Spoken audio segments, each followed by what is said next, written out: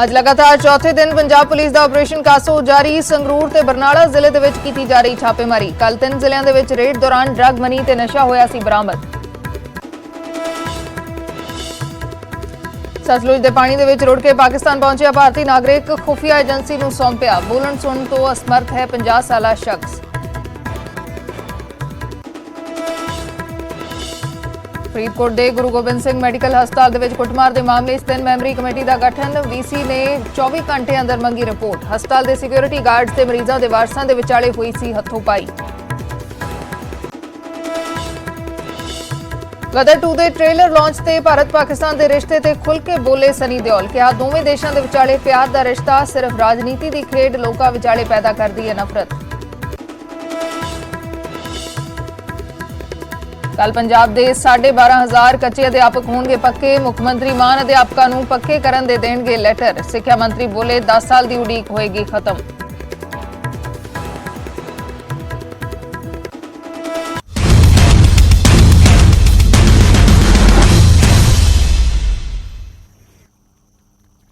ਸਤਿ ਸ਼੍ਰੀ ਅਕਾਲ, ਮੈਂ ਅਰਸ਼ਦੀਪ ਸੰਧੂ, ਨਿਊਜ਼ 18 ਪੰਜਾਬ ਦੇਖ ਰਹੇ ਦਰਸ਼ਕਾਂ ਦਾ ਸਵਾਗਤ ਹੈ। ਸ਼ੁਰੂਆਤ ਵੱਡੀ ਖਬਰ ਦੇ ਨਾਲ ਕਰਦੇ ਹਾਂ। ਪੰਜਾਬ ਤੇ ਪਈ ਪਾਣੀ ਦੀ ਮਾਰ ਨੂੰ ਲੈ ਕੇ ਸਿਆਸਤ ਲਗਾਤਾਰ ਜਾਰੀ ਹੈ। ਪੰਜਾਬ ਬੀਜੇਪੀ ਨੇ ਗਵਰਨਰ ਦੇ ਨਾਲ ਮੁਲਾਕਾਤ ਕੀਤੀ ਹੈ ਤੇ ਮਾਨ ਸਰਕਾਰ ਤੇ ਗੰਭੀਰ ਸਵਾਲ ਚੁੱਕੇ ਨੇ।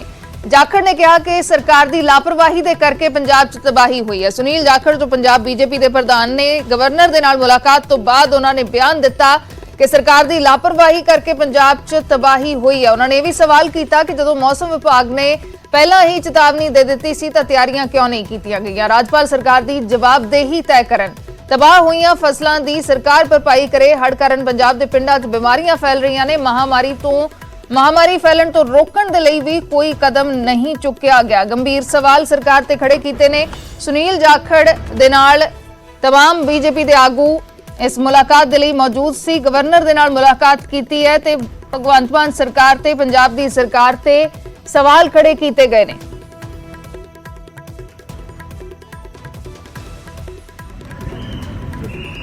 जो हालात हड़ करके पंजाब के लोगों के बने हैं ते जिस तरह आम आदमी पार्टी की सरकार भगवंत मान जी की सरकार की लापरवाहियां करके सर थोड़ा ऊंचा बोलेगा सर।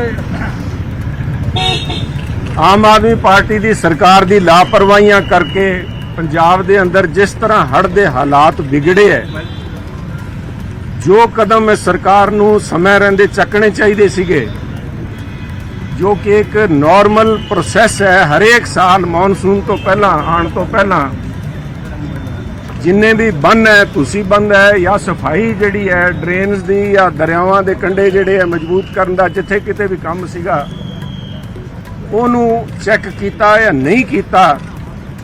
ਅਸੀਂ ਤਾਂ ਸਵਾਲ ਇਹ ਸਰਕਾਰ ਤੋਂ ਬਹੁਤ ਪੁੱਛ ਲਏ।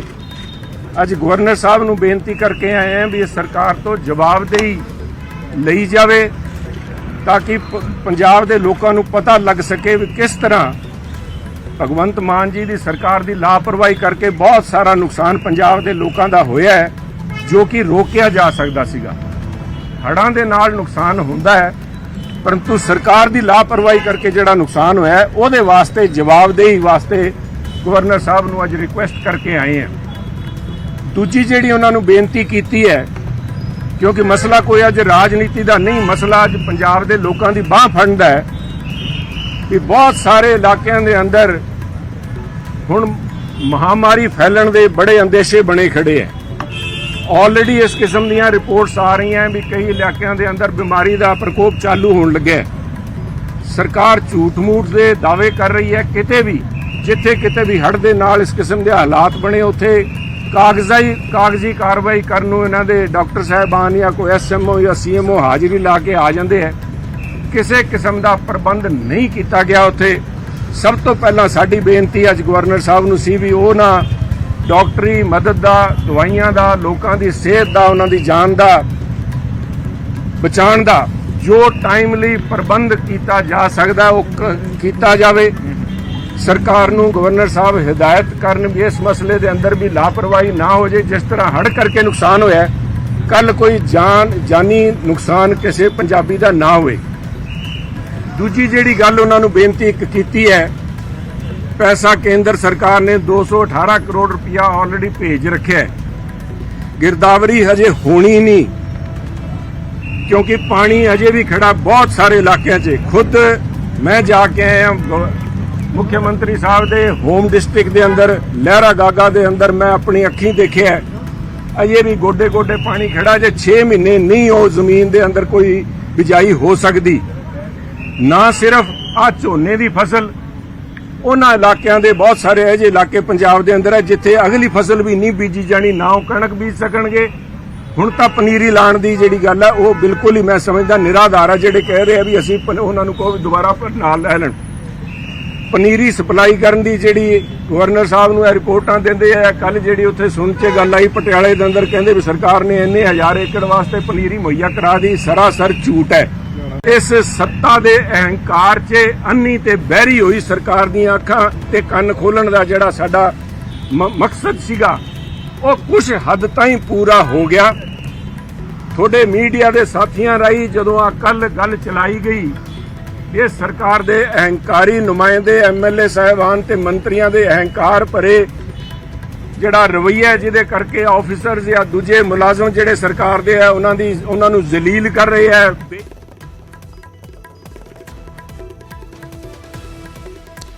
ਤਾਂ ਇਹ ਸੁਨੀਲ ਜਾਖੜ ਨੇ ਬਿਆਨ ਦਿੱਤਾ ਹੈ ਗਵਰਨਰ ਦੇ ਨਾਲ ਮੁਲਾਕਾਤ ਤੋਂ ਬਾਅਦ। ਮਲਵਿੰਦਰ ਕੰਗ ਆਮ ਆਦਮੀ ਪਾਰਟੀ ਦੇ ਮੁੱਖ ਬੁਲਾਰੇ ਫੋਨ ਲਾਈਨ ਤੇ ਜੁੜੇ ਹੋਏ ਨੇ। ਕੰਗ ਜੀ, ਸਵਾਗਤ ਹੈ ਨਿਊਜ਼ 18 ਪੰਜਾਬ ਤੇ। ਬੀਜੇਪੀ ਦਾ ਵਫਦ ਗਵਰਨਰ ਦੇ ਨਾਲ ਮੁਲਾਕਾਤ ਕਰਕੇ ਆਇਆ। ਕਈ ਸਵਾਲ ਜਿਹੜੇ ਨੇ ਸੁਨੀਲ ਜਾਖੜ ਹੋਣਾ ਨੇ ਖੜੇ ਕੀਤੇ ਨੇ, ਤੁਸੀਂ ਬਿਆਨ ਸੁਣ ਵੀ ਲਿਆ ਹੋਵੇਗਾ। ਉਹਨਾਂ ਨੇ ਕਿਹਾ ਕਿ ਸਰਕਾਰ ਦੀ ਜਵਾਬਦੇਹੀ ਤੈਅ ਕੀਤੀ ਜਾਵੇ। ਜਦੋਂ ਮੌਸਮ ਵਿਭਾਗ ਨੇ ਚੇਤਾਵਨੀ ਦੇ ਦਿੱਤੀ ਸੀ ਤਾਂ ਸਰਕਾਰ ਨੇ ਇੰਤਜ਼ਾਮ ਕਿਉਂ ਨਹੀਂ ਕੀਤੇ? ਉਹਨਾਂ ਨੇ ਕਿਹਾ ਕੋਈ ਇੰਤਜ਼ਾਮ ਨਹੀਂ ਕੀਤੇ ਗਏ।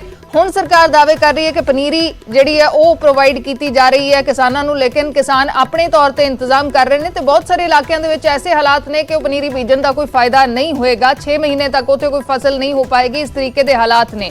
ਨਾਲ ਹੀ ਉਹਨਾਂ ਨੇ ਆਰਥਿਕ ਪੈਕੇਜ ਨੂੰ ਲੈ ਕੇ ਵੀ ਸਵਾਲ ਚੁੱਕੇ ਨੇ।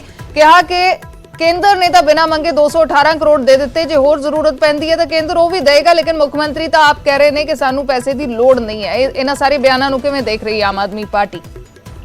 ਦੇਖੋ, ਪਹਿਲੀ ਗੱਲ ਤੇ ਹਰਸ਼ ਇਹ ਆ ਵੀ ਜਿਹੜੇ ਬੀਜੇਪੀ ਦੇ ਪ੍ਰਧਾਨ ਬਣੇ ਆ ਨਵੇਂ ਜਾਖੜ ਸਾਹਿਬ, ਉਹ ਗਵਰਨਰ ਨੂੰ ਨਹੀਂ ਮਿਲੇ, ਉਹ ਆਪਣੇ ਇੰਚਾਰਜ ਨੂੰ ਮਿਲੇ ਆ। ਜਿਹੜੇ ਦਿੱਲੀ ਵੱਲੋਂ ਪੰਜਾਬ ਬੀਜੇਪੀ ਦੇ ਇੰਚਾਰਜ ਹੈ ਉਹ ਬੇਸਿਕਲੀ ਗਵਰਨਰ ਸਾਹਿਬ ਨੂੰ ਹੀ ਲਾਇਆ ਹੋਇਆ, ਕਿਉਂਕਿ ਉਹ ਬੀਜੇਪੀ ਦਾ ਹੀ ਏਜੰਡਾ ਅੱਗੇ ਉਡਾਉਂਦੇ। ਇੱਕ ਗੱਲ ਤੇ ਹੋ ਗਈ ਇਹ ਕਿ ਆਪਣੀ ਲੀਡਰਸ਼ਿਪ ਨੂੰ ਮਿਲੇ ਆ ਇਹ ਉਹਨਾਂ ਦਾ ਹੈਗਾ ਅੰਦਰਲਾ ਮਾਮਲਾ। ਦੂਜੀ ਗੱਲ, ਉਹ ਮੈਂ ਸੁਣ ਰਿਹਾ ਸੀ ਤੁਹਾਡੇ ਟੀਵੀ ਤੇ ਅਖੇ ਜੀ ਉਹ ਅੰਨੀ ਬੋਲੀ ਸਰਕਾਰ, ਅੰਨੀ ਬੋਲੀ ਸਰਕਾਰ ਅਰਸ਼ ਇਸ ਟਾਈਮ ਮੁਲਕ 'ਚ ਹੈਗੀ ਆ ਤੇ ਮੋਦੀ ਦੀ ਸਰਕਾਰ ਹੈ ਜਿਨੇ ਅੱਖਾਂ ਮੀਚ ਰੱਖੀਆਂ। ਮਣੀਪੁਰ 'ਚ ਜਿਸ ਤਰੀਕੇ ਨਾਲ ਸਾਡੀਆਂ ਨੌਜਵਾਨ ਬੱਚੀਆਂ ਨਾਲ ਹਵਾਨੀਅਤ ਦਾ ਸ਼ਿਕਾਰ ਹੋਈਆਂ ਔਰ ਬੀਜੇਪੀ ਦੀ ਸਰਕਾਰ ਨੇ ਕਰਵਾਈਆਂ, ਉੱਥੇ ਨਾ ਪ੍ਰਧਾਨ ਮੰਤਰੀ ਦੀਆਂ ਅੱਖਾਂ ਖੁੱਲੀਆਂ, ਨਾ ਹੋਮ ਮਿਨਿਸਟਰ ਕੋਈ ਸ਼ਬਦ ਬੋਲਦਾ ਹੈ। ਤੇ ਅੰਨੀ ਤੇ ਬੋਲੀ ਇਸ ਟਾਈਮ ਸਰਕਾਰ ਦੇਸ਼ ਦੀ ਭਾਜਪਾ ਦੀ ਮੋਦੀ ਸਾਹਿਬ ਵਾਲੀ ਸਰਕਾਰ ਹੈ। ਤੀਜੀ ਗੱਲ, ਮੈਂ ਜੇ ਇੰਨੇ ਹਮਦਰਦ ਹੈ ਜਾਖੜ ਸਾਹਿਬ ਪੰਜਾਬ ਦੇ, ਹਾਲਾਂਕਿ ਮੈਨੂੰ ਵੀ ਪਤਾ ਹੈ ਇਹ ਹੁਣ ਨਵੇਂ ਚੌਧਰੀ ਬਣੇ ਆ, ਤੇ ਸਾਡਾ ਰੂਰਲ ਡਿਵੈਲਪਮੈਂਟ ਫੰਡ ਜਿਹੜਾ ਰੋਕ ਰੱਖਿਆ ਸੈਂਟਰ ਨੇ, ਕਿਉਂ ਨਹੀਂ ਰਿਲੀਜ਼ ਕਰਵਾ ਲੈਂਦੇ? ਕਿਉਂ ਪਿਛਲੇ 1 ਸਾਲ ਤੋਂ ਪੰਜਾਬ ਦਾ ਜਿਹੜਾ ਪੇਂਡੂ ਅਰਥਚਾਰੇ ਨੂੰ ਖਤਮ ਕਰਨ ਲਈ ਭਾਜਪਾ ਸਾਜ਼ਿਸ਼ ਰਚ ਰਹੀ ਹੈ, ਉਹਦੇ ਬਾਰੇ ਇਹਨਾਂ ਦਾ ਸ਼ਬਦ ਨਹੀਂ ਨਿਕਲਦਾ। ਬਾਕੀ ਰਹੀ ਗੱਲ, ਦੇਖੋ ਇਹ ਕੁਦਰਤੀ ਆਫਦਾ ਆ ਔਰ ਸਾਡੇ ਮੁੱਖ ਮੰਤਰੀ ਜੀ ਨੇ, ਸਾਡੀ ਸਰਕਾਰ ਪਹਿਲੇ ਦਿਨ ਤੋਂ ਲੋਕਾਂ ਦੇ ਨਾਲ ਇਸ ਮੁਸ਼ਕਲ ਘੜੀ 'ਚ ਮੋਢੇ ਨਾਲ ਮੋਢਾ ਜੋੜ ਕੇ ਖੜੀ ਆ। ਔਰ ਮਾਣਯੋਗ ਮੁੱਖ ਮੰਤਰੀ ਮਾਨ ਸਾਹਿਬ ਨੇ ਹਰ ਵਾਰ ਇਹ ਗੱਲ ਕਹੀ ਆ, ਅਸੀਂ ਹਰੇਕ ਬੰਦੇ ਦੇ ਨੁਕਸਾਨ ਦਾ, ਚਾਹੇ ਉਹ ਘਰ ਦਾ ਹੋਇਆ, ਚਾਹੇ ਫਸਲ ਦਾ ਹੋਇਆ, ਜਾਨੀ ਮਾਲੀ ਹੋਇਆ, ਭਰਪਾਈ ਕਰੂਗੀ ਸਰਕਾਰ ਹਰ ਤਰੀਕੇ ਨਾਲ। ਇਹ ਨਹੀਂਗਾ ਵੀ ਅਸੀਂ ਦੁੱਖ ਦੀ ਘੜੀ 'ਚ ਪੰਜਾਬ ਨੂੰ ਛੱਡ ਦਾਂਗੇ। ਲੇਕਿਨ ਇਸ ਤਰ੍ਹਾਂ ਦੀਆਂ ਗੱਲਾਂ ਸਿਰਫ ਰਾਜਨੀਤਿਕ ਲਾਹਾ ਲੈਣ ਲਈ ਇਹ ਲੋਕਾਂ ਤੇ ਵਿਪਦਾ ਪਈ ਆ ਤੇ ਜਾਖੜ ਸਾਹਿਬ ਵੋਟਾਂ ਲੱਭਦੇ ਫਿਰਦੇ ਆ, ਤੇ ਇਹ ਬੜਾ ਅਨਫੋਰਚੂਨੇਟ ਹੈ। ਜਾਖੜ ਸਾਹਿਬ ਨੂੰ ਤੇ ਇਹੀ ਬੇਨਤੀ ਕਰਾਂਗੇ, ਪਹਿਲਾਂ ਸਾਡਾ ਬਣਦਾ ਹੱਕ, ਕਿਉਂ ਅਸੀਂ ਕੋਈ ਉਹਨਾਂ ਕੋ ਭੀਖ ਥੋੜੀ ਮੰਗਣੀ। ਪੰਜਾਬ ਦੇ ਲੋਕਾਂ ਤੋਂ ਇਕੱਠਾ ਹੋਇਆ ਪੈਸਾ GST ਦੇ ਰਾਹੀਂ ਸੈਂਟਰ ਮੱਲ ਮਾਰ ਕੇ ਬੈਠਾ, ਉਹ ਪੰਜਾਬ ਦੇ ਲੋਕਾਂ ਦਾ ਹੱਕ ਵਾਪਸ ਕਰੇ। ਔਰ ਜਿਹੜੀ ਗੱਲ ਰਹੇਗੀ ਹੈ ਇਸ ਕੁਦਰਤੀ ਆਫਦਾ ਲਈ, ਇਹ ਕੁਦਰਤੀ ਆਫਦਾ ਲਈ ਕੋਈ ਮੰਗਣ ਦੀ ਲੋੜ ਨਹੀਂ ਹੁੰਦੀ ਜੇ ਸੁਹਿਰਦ ਹੋਵੇ ਸੈਂਟਰ। ਇਹ ਮੁਲਕ ਸੂਬੇ ਔਰ ਸੈਂਟਰ ਨਾਲ ਮਿਲ ਕੇ ਚੱਲਦਾ ਫੈਡਰਲ ਸਟਰਕਚਰ ਹੈ ਔਰ ਸੈਂਟਰ ਕੋ ਵੀ ਜਿਹੜਾ ਪੈਸਾ ਹੈ ਉਹਨਾਂ ਦੀ ਘਰ ਦੀ ਬਾਪੋਤੀ ਨਹੀਂ ਹੈ, ਸੂਬਿਆਂ ਚੋਂ ਇਕੱਠਾ ਹੋ ਕੇ ਪੈਸਾ ਜਾਂਦਾ ਜਿਹੜਾ ਮੁਸ਼ਕਲ ਸਮੇਂ 'ਚ ਸਟੇਟਾਂ ਨੂੰ ਦਿੱਤਾ ਜਾਂਦਾ ਹੈ। ਲੇਕਿਨ ਇਹ ਇਸ ਤਰੀਕੇ ਨਾਲ ਭਾਜਪਾ ਵਾਲੇ ਰਿਐਕਟ ਕਰਦੇ ਆ, ਜਾਖੜ ਸਾਹਿਬ ਵੀ, ਇਹ ਜਿਸ ਤਰ੍ਹਾਂ ਉਹਨਾਂ ਨੇ ਕੋਈ ਸਹਾਨ ਕਰਨਾ ਹੁੰਦਾ। ਸੋ ਇਹ ਬਿਲਕੁਲ ਦਿਮਾਗ ਚੋਂ ਕੱਢ ਦੇਣ। ਮਾਨ ਕੰਗ ਸਾਹਿਬ ਜੀ ਦੀ ਤੁਸੀਂ ਸਰਕਾਰ ਜ਼ਿਕਰ ਕੀਤਾ ਕਿ ਕੁਦਰਤੀ ਆਫਤ ਹੈ, ਬਿਲਕੁਲ ਕੁਦਰਤੀ ਆਫਤ ਹੈ, ਲੇਕਿਨ ਜਾਖੜ ਸਾਹਿਬ ਇਸ ਗੱਲ ਦਾ ਜ਼ਿਕਰ ਕਰ ਰਹੇ ਸੀ ਕਿ ਜੋ ਤਿਆਰੀਆਂ ਚਾਹੀਦੀਆਂ ਸੀ ਉਹ ਤਿਆਰੀਆਂ ਨਹੀਂ ਕੀਤੀਆਂ ਗਈਆਂ। ਡਰੇਨਾਂ ਦੀ ਸਫਾਈ ਹੁੰਦੀ ਹੈ ਜਾਂ ਹੋਰ ਜਿਹੜੇ ਇੰਤਜ਼ਾਮ ਹੁੰਦੇ ਨੇ ਉਹ ਨਹੀਂ ਕੀਤੇ ਗਏ, ਇਸ ਲੈਵਲ ਤੱਕ ਪਹੁੰਚਣਾ ਹੀ ਨਹੀਂ ਸੀ। ਅਰਸ਼ ਜਾਖੜ ਸਾਹਿਬ ਨੂੰ ਨਾ ਪਤਾ ਨਹੀਂ ਕੀ ਮਤਲਬ, ਬੜੇ ਸਿਆਣੇ ਬੰਦੇ ਸੀ। ਸਾਡੀ ਤੇ ਸਰਕਾਰ ਨੂੰ ਅਜੇ 1.5 ਸਾਲ ਹੋਇਆ ਹੈ, ਅਸੀਂ ਤੇ ਤਿਆਰੀਆਂ 'ਚ ਲੱਗੇ ਹੋਏ, ਕਿਉਂਕਿ ਇਨਕਰੋਚਮੈਂਟ ਇਸ ਹੱਦ ਤੱਕ ਹੋਈ ਆ, ਜਿਹੜੀਆਂ ਚੋ ਆ, ਜਿਹੜੀਆਂ ਕੱਸੀਆਂ। ਤੇ ਇੱਥੇ ਜਾਖੜ ਸਾਹਿਬ ਦੀ ਨਵੀਂ ਪਾਰਟੀ ਭਾਜਪਾ ਦੀ ਤਾਂ 20 ਸਾਲ ਤੋਂ ਗੁਜਰਾਤ ਸਰਕਾਰ ਹੈ, ਉੱਥੇ ਹਾਲਾਤ ਵੇਖੋ ਨਾ ਕੀ ਬਣ ਗਿਆ। ਉਹ ਭਾਜਪਾ ਦਾ ਪਿਛਲੇ 2000 ਤੋਂ ਉੱਥੇ ਸ਼ਾਸਨ ਕਰ ਰਹੀ ਆ ਤੇ ਸਾਰਾ ਗੁਜਰਾਤ ਰੁੜ ਗਿਆ, ਤੇ ਉੱਥੇ ਤਿਆਰੀਆਂ ਕਿੱਥੇ ਰਹਿ ਗਈਆਂ। ਸੋ ਇਸ ਕਰਕੇ ਇਹ ਕੁਦਰਤੀ ਆਫਤਾਂ ਸਾਹਮਣੇ ਵਸ ਨਹੀਂ ਚੱਲਦਾ।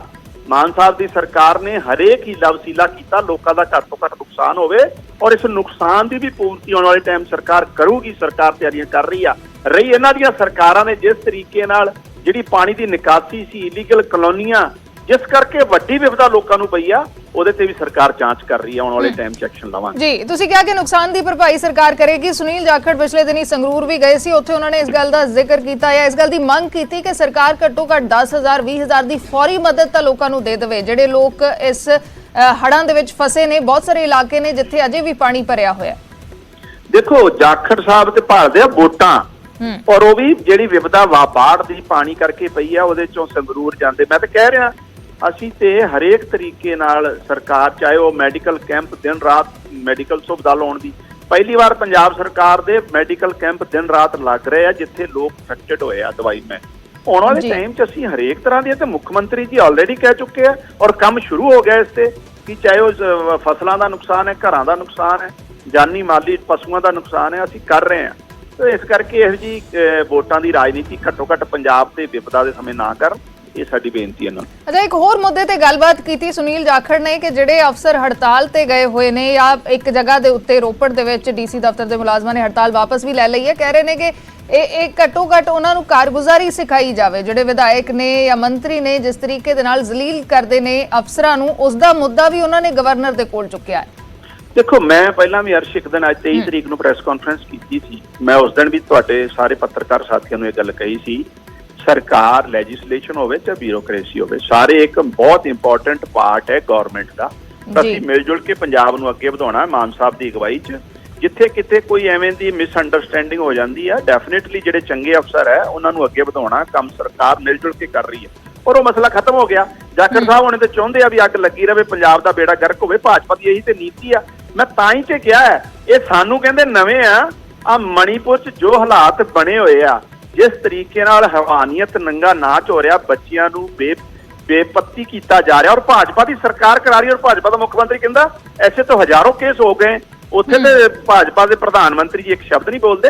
ਆਪਣੇ ਪੀੜੀ ਥੱਲੇ ਸੋਟਾ ਮਾਰਨ ਦੀ ਲੋੜ ਹੈ। ਅਸੀਂ ਆਪਣੀ ਜ਼ਿੰਮੇਵਾਰੀ ਦੇ ਪ੍ਰਤੀ ਸਜਗ ਹਾਂ।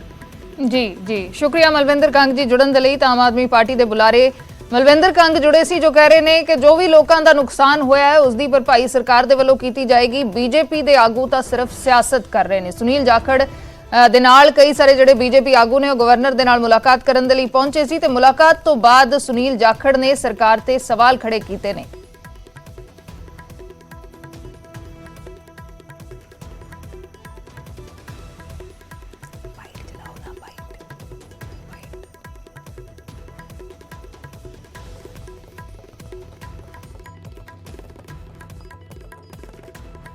ਇਸ ਸੱਤਾ ਦੇ ਅਹੰਕਾਰ 'ਚ ਅੰਨੀ ਤੇ ਬਹਿਰੀ ਹੋਈ ਸਰਕਾਰ ਦੀਆਂ ਅੱਖਾਂ ਤੇ ਕੰਨ ਖੋਲਣ ਦਾ ਜਿਹੜਾ ਸਾਡਾ ਮਕਸਦ ਸੀਗਾ, ਉਹ ਕੁਝ ਹੱਦ ਤਾਈਂ ਪੂਰਾ ਹੋ ਗਿਆ।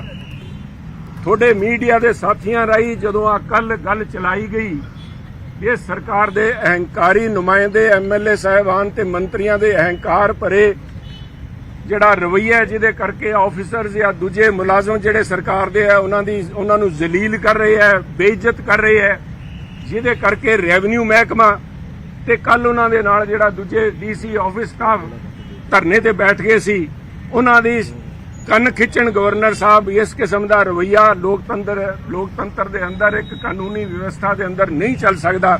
ਉਹ ਸਾਡਾ ਮਕਸਦ ਬਹੁਤ ਹੱਦ ਤਾਈਂ ਪੂਰਾ ਹੋ ਗਿਆ। ਤੁਹਾਡੀ ਖਬਰ ਲੱਗਣ ਦੇ ਬਾਅਦ ਵੀ ਕੱਲ ਬੀਜੇਪੀ ਦਾ ਇੱਕ ਡੈਲੀਗੇਸ਼ਨ ਗਵਰਨਰ ਸਾਹਿਬ ਕੋਲ ਇਸ ਗੱਲ ਨੂੰ ਲੈ ਕੇ ਜਾ ਰਿਹਾ ਹੈ ਤੇ ਕੱਲ ਸਾਡੇ ਜਿਹੜੇ ਐਮਐਲਏ ਸਾਹਿਬ ਇਹਨਾਂ ਦੇ ਆਪ ਦੇ ਉੱਥੇ ਦੇ ਹੈਗੇ, ਉਹਨਾਂ ਨੇ ਕੱਲ ਪਬਲਿਕਲੀ ਰੋਪੜ ਦੇ ਐਮਐਲਏ ਸਾਹਿਬ ਨੇ ਮਾਫੀ ਮੰਗ ਲਈ।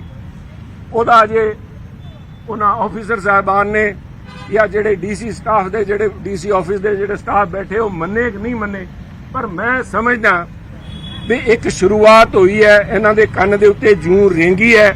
ਆ ਮੈਂ ਸਮਝਦਾ ਲੋਕਤੰਤਰ ਦੀ ਜਿੱਤ ਹੈ। ਅਸੀਂ ਸਰਕਾਰ ਨੂੰ ਆਪਣੀ ਜ਼ਿੰਮੇਵਾਰੀ ਯਾਦ ਕਰਾਉਣ ਵਾਸਤੇ ਗਵਰਨਰ ਸਾਹਿਬ ਨੂੰ ਤਕਲੀਫ ਦੇਣ ਆਏ ਸੀ, ਇਹਦੇ ਕਰਕੇ ਇੱਥੇ ਆਏ ਹਾਂ।